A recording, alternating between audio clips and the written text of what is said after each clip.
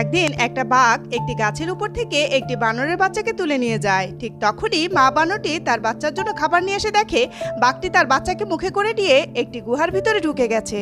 তখন মা বানরটি অনেক কাঁদতে থাকে। বানরটির চোখের পানিতে কতগুলো পিঁপড়া সব বুঝতে পারে। তখন পিঁপড়াগুলো মা বানরটির সাথে সেই গুহায় গিয়ে পৌঁছায়, কিন্তু ততক্ষণে বাঘটি সেই বানরের বাচ্চাটিকে খেয়ে ফেলেছে। তবুও পিঁপড়াগুলো বাঘের কানের ভিতরে ঢুকে বাঘকে ইচ্ছা মতো কামড়ে দেয়। মা বানরটি তার বাচ্চার হাড়গোড় বুকে নিয়ে অনেক কাঁদতে থাকে।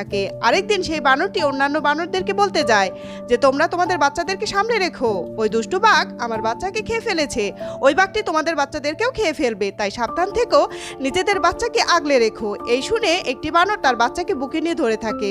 তখন অন্যান্য বানররা রাগে ক্ষোভে সেই বাঘটিকে ইচ্ছা মতো পেটাতে থাকে। বাঘটি ভয়ে ঘরের চালে উঠে যায়। সেখানেও বানরগুলো বাঘটিকে ছাড়ে না, পেটাতেই থাকে। বাঘটিকে বানররা মন মতো শিক্ষা দিতে থাকে।